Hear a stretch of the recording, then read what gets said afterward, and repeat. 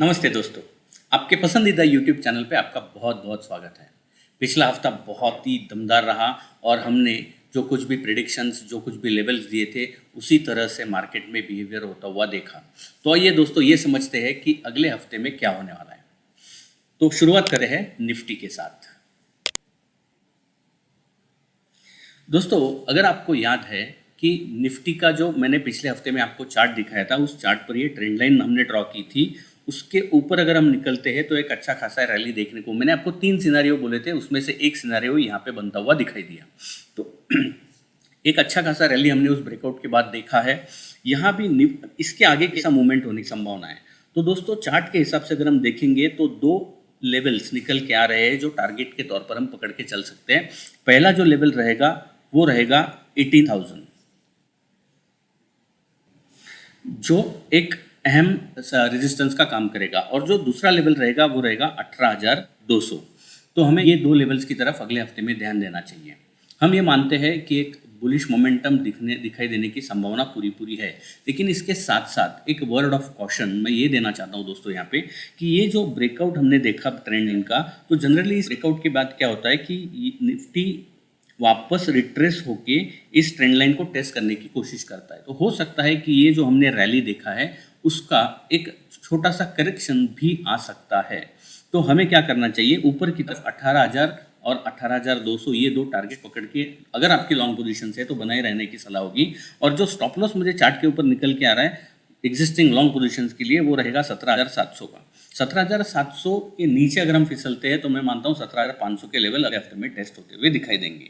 तो जैसा हमने कहा कि अगर लॉन्ग पोजीशंस है तो स्टॉप लॉस स्ट्रिक्ट लगा के ट्रेलिंग करने का, स्टॉप लॉस ट्रेल करने की सलाह यहाँ पे बनती हुई दिखाई दे रही है।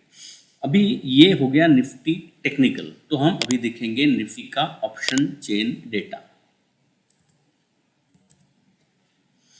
दोस्तों अगर मैं निफ्टी का अगले हफ्ते का ऑप्शन चेन डेटा देखता हूँ तो अगले हफ्ते में हाईएस्ट पहले कॉल साइड देखेंगे। कॉल साइड में अगर हम देखेंगे तो ये देखिए 18,000 के लेवल पे करीब करीब 1 लाख कॉन्ट्रैक्ट ओपन है ऐसा दिखाई दे रहा है। तो बहुत ही स्ट्रांग रेजिस्टेंस 18,000 के लेवल पे बनता हुआ दिखाई दे रहा है। उसके बाद अगर मैं देखता हूँ तो 18,100, 18,200 ऐसे स्कैटर्ड डेटा बनते हुए दिखाई दे रहे हैं, 18,300 और सीधा फिर उसके बाद 18,500। लेकिन अगर मैं मानूं तो 18,000 ये पहला लेवल रहेगा जो टेक्निकल के हिसाब से भी बहुत ही दमदार लेवल बनता हुआ रेजिस्टेंस के तौर पर दिखाई दे रहा है। और उसके बाद 18,200 टेक्निकली मैं मानता हूं कि एक अच्छा खासा रेजिस्टेंस का काम करेगा। अभी हम बात करते हैं दोस्तों पुट साइड की।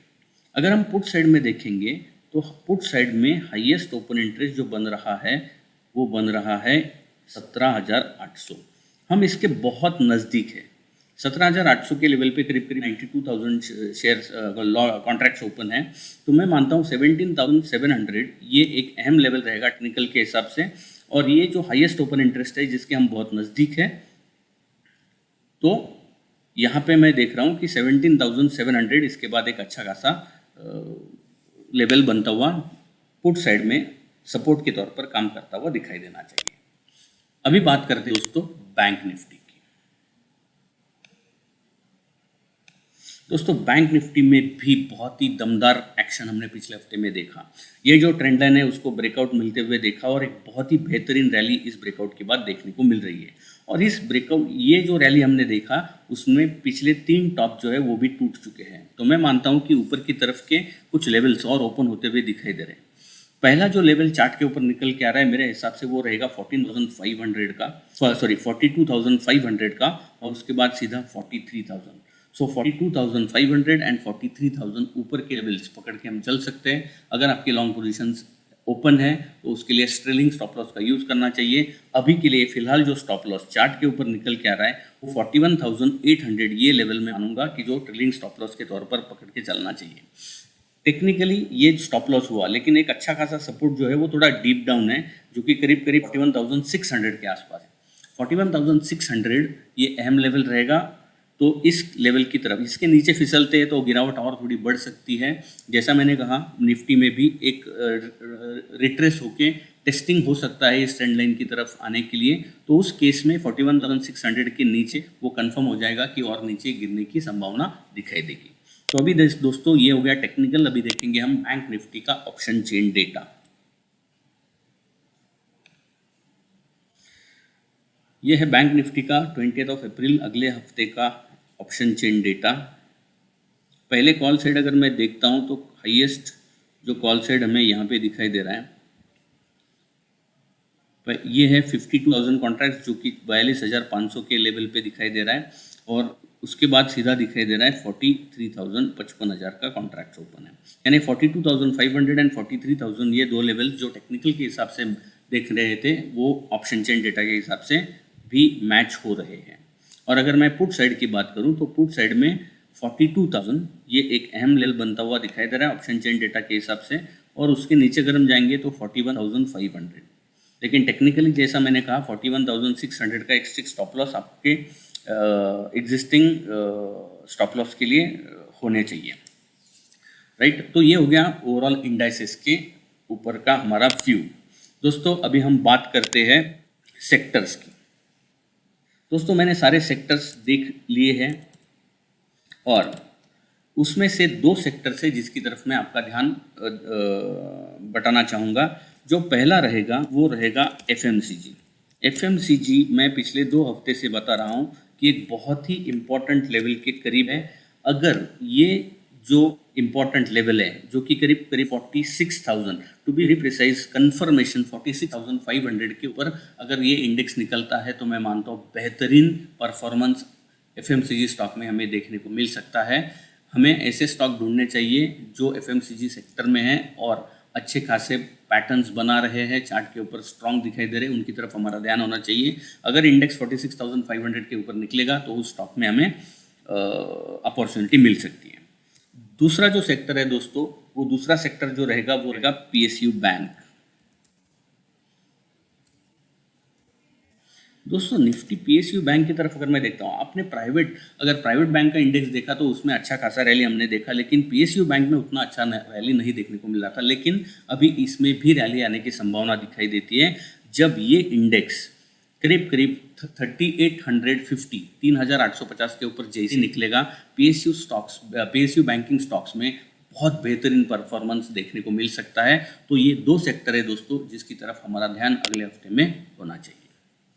दोस्तों अभी बात करते हैं कमोडिटीज।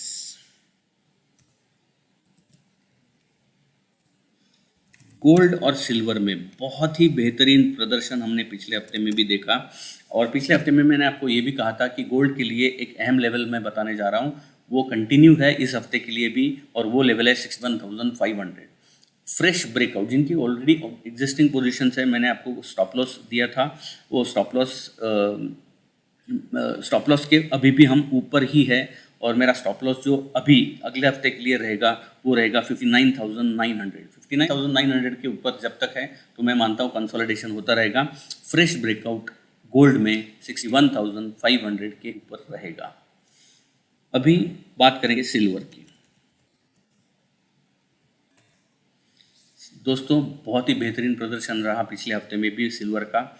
मैं मानता हूँ कि यहाँ पे जो एग्जिस्टिंग लॉन्ग पोजीशंस है वो बनाए रखने की सलाह होगी और इसके लिए जो स्टॉप लॉस रहेगा वो रहेगा 75,100 के नीचे अगर सिल्वर आता है तो एग्जिस्टिंग लॉन्ग पोजीशंस में से बाहर निकलने की सलाह देना चाहूँगा। ऊपर की तरफ थोड़ा कंसोलिडेशन की मैं वेट करूँगा क्योंकि इतना अच्छा रैली हमने देखा है तो उसके बाद बट नेचुरली एक प्राइस या टाइम करेक्शन आ सकता है और उसके बाद ही कोई फ्रेश पोजीशन लेने की मैं सलाह देने की कोशिश करूँगा। क्रूड दोस्तों, क्रूड में मैं पिछले कई हफ्तों से एक ही बात बार बार बता रहा हूँ कि 6,800 के ऊपर डिसाइसिव क्लोज हमें मिलना चाहिए। हमने यहाँ पे इस कैंडल पे 6,800 के थोड़ा सा ऊपर क्लोज दिया लेकिन वो सस्टेन नहीं हो पाया। तो मैं मानता हूँ अभी भी 6,800 के ऊपर जैसे ही क्रूड में एक डिसाइसिव क्लोज मिलेगा तो वहाँ से क्रूड में एक बहुत ही बेहतरीन रैली देखने को मिल सकती है। तो क्रूड की तरफ ध्यान देना है तो 6,800 का लेवल याद रखिएगा। तो ये हो गया दोस्तों सेक्टर्स और कमोडिटीज। अभी बात करते हैं वर्ल्ड इंडाइसेस में से इम्पोर्टेंट डाउ जोन्स।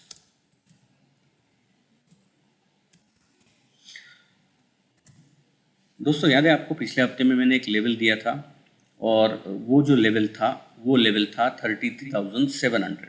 33,700 के ऊपर अगर हमें क्लोज दिखाई देता है तो येस डेफिनेटली एक अच्छा खासा रैली देखने को मिल सकता है, और हमने वो रैली देखा। कल का क्लोज जो है डाउ का वो है 33,886, यानी फिश ब्रेकआउट देखने को मिल गया है। अभी चार्ट के ऊपर अगर हम देखेंगे तो अगला जो टारगेट निकल के आ रहा है वो 34,200 का निकल के आ रहा है। तो यानी डाउ जोन्स में एक अच्छा खासा रैली हम देख सकेंगे। 34,200 के लक्ष्य के लिए डाउ ऊपर को निकलने के लिए तैयार हो चुका है, यानी एक बुलिश मोमेंटम दुनिया वर्ल्ड मार्केट से यानी डाउ जोन से देखने को मिल सकता है। अभी बात करते हैं दोस्तों फॉरेक्स, रूपी डॉलर। दोस्तों रूपी डॉलर पिछले कई हफ्तों से एक कंसोलिडेशन जोन में था। अगर मैं बड़ा चार्ट देखता हूं तो एक बहुत ही बड़ा कंसोलिडेशन बनते हुए दिखाई दे रहा है। अगले हफ्ते के लिए दो लेवल्स जो है उसमें से ऊपर का जो लेवल है वो कंसिस्टेंटली पिछले कई हफ्तों से सेम है, वो है 83.1। नीचे की तरफ अगर मैं बात करता हूं दोस्तों तो नीचे की तरफ का जो लेवल है वो है 81.6। अगर हम 81.6 के नीचे रुपये को आते हुए देखेंगे तो रुपए में मजबूती बढ़ती हुई दिखाई देगी। तो 81.6 इसके नीचे हम रुपए में लॉन्ग साइड में पोजीशन ले सकते हैं।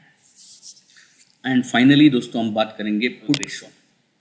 पुट कॉल देखेंगे दोस्तों तो 13 अप्रैल का पीसीआर था 1.28 है, और अगर हम ये चार्ट देखते हैं पीसीआर का तो हम वापस ये जो ऊपर का रेंज है उसके बहुत नज़दीक आते हुए दिखाई दे रहे हैं।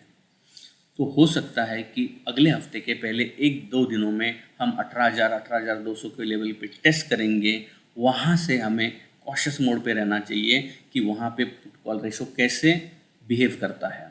पीसीआर की तरफ अगर आपको पीसीआर को समझना है तो किरण सर का वीडियो जिसका लिंक इस डिस्क्रिप्शन में दिया हुआ है वहाँ पे आप वो वीडियो देख सकते हो। और अगर आपको ये शीट चाहिए तो ये शीट आप हमें रिक्वेस्ट मेल भेज के मांग सकते हो, और आज आप रोज़ ये पीसीआर शीट अपडेट कर सकते हो। हमारी जो वेबसाइट kiranjadhav.com, इस वेबसाइट पर रोज़ 3:30 बजे का जो पुट कॉल रेशो आता है वो पुट कॉल रेशो आप अपने शीट में अगर डालते हो, अपडेट करते हो तो ऑटोमेटिकली ये ग्राफ भी बनता हुआ आपको दिखाई देगा। यहाँ पे आपको हर दिन का पुट कॉल रेशो डालते जाना है और निफ्टी का स्पॉट लेवल डालते जाना है, तो ऑटोमेटिकली चार्ट यहाँ पे प्लॉट होता जाएगा। वीडियो देखने के बाद समझ में आएगा आपको कि किस तरह से आपको पीसीआर जो है उसका यूज़ करके मार्केट डायरेक्शन के बारे में आप थोड़ा अंदाज़ा लगा सकते हो।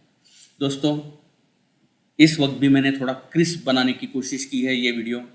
हर लेवल जो हमने पिछले हफ्ते में दिए थे, जो हमने कोशिश की थी आपको गाइड करने की, वो कैसा रहा, आपके फीडबैक्स बहुत बहुत वेलकम किए जाएंगे, और पॉजिटिव फीडबैक जो कुछ भी आपको लगता है वो देंगे तो हमें बहुत सारी खुशी होगी। दोस्तों इम्पॉर्टेंट इवेंट्स अगले हफ्ते के क्या क्या है, तो 4 इवेंट्स है बहुत ही इम्पॉर्टेंट है, और वो 18 अप्रैल को है और एक इवेंट है जो 19 अप्रैल को है। 18 अप्रैल को 3 इम्पॉर्टेंट इवेंट्स है। पहला, चाइना का जो इंडस्ट्रियल प्रोडक्शन है ईयर ऑन ईयर का, उसका डेटा पब्लिश होने वाला है। उसी दिन 18 तारीख को चाइना का ही जीडीपी ग्रोथ रेट डिक्लेयर होने वाला है। और 18 अप्रैल को तीसरा इवेंट जो रहेगा वो इंग्लैंड का अनएम्प्लॉयमेंट रेट क्या है इसका डेटा आने वाला है। तो दोस्तों 18 अप्रैल के लिए 3 इम्पोर्टेंट इवेंट्स, और 19 अप्रैल को एक ही इम्पोर्टेंट इवेंट है और वो है इंग्लैंड का, जहाँ पे उनका inflation rate year on year का डेटा डिक्लेयर होने वाला है। तो अगले हफ्ते के लिए ये 4 इम्पोर्टेंट इवेंट्स की तरफ आपको ध्यान देना चाहिए। इस हफ्ते के लिए इतना ही, वापस मिलेंगे अगले हफ्ते। तब तक के लिए बाय।